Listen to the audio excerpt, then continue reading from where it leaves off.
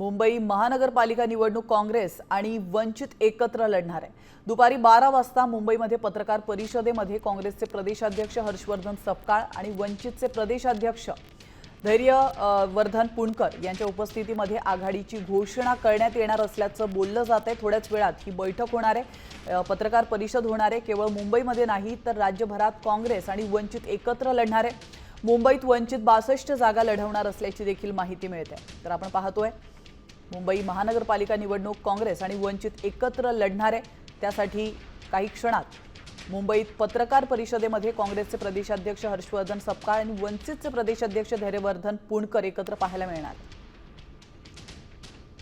कुठेतरी सकारात्मक प्रतिसाद एक वातावरण तयार झालं आणि त्यातून ही आघाडी आता एकदम निर्णायकपणापर्यंत आलेली आहे।